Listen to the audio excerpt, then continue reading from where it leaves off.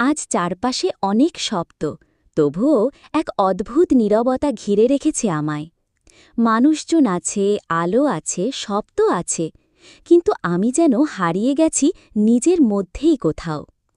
আয়নায় তাকালে একটা চেনা মুখ দেখি, কিন্তু ভিতরের মানুষটাকে, সে প্রশ্নের উত্তর আজও পাই না। আমি কি সেই যে ছোটবেলায় আকাশ ছুঁতে চাইত, নাকি সেই যে আজ চুপচাপ থেমে থাকা স্বপ্নের মুখে তালা লাগায়?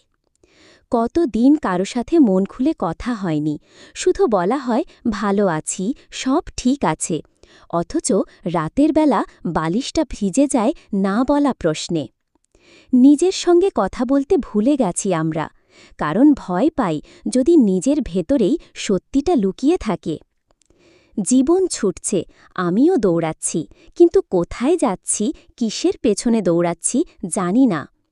কারা যেন বলেছিল, সফল হও, ভালো থাকো, হাসো, অথচ কেউ বলে না, কাঁদতে পারো, থেমে যেতে পারো, আবার শুরু করো।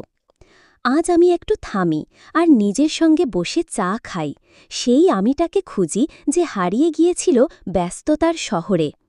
হয়তো সবকিছু ঠিক হবে না, কিন্তু একটা কথা নিজেকে আজ বলতেই পারি, তুই চেষ্টা করিস, আমি তোর পাশেই আছি। আমি আজ একটু নিজের সঙ্গে কথা বলি, কারণ অনেক দিন ধরে আমি নিজেকে শুনিনি। আর কেউ শুনুক না শুনুক, নিজের কণ্ঠে নিজের গল্প শোনানো একটা বিপ্লব, নিজেকে ভালোবাসাও একটা জীবন।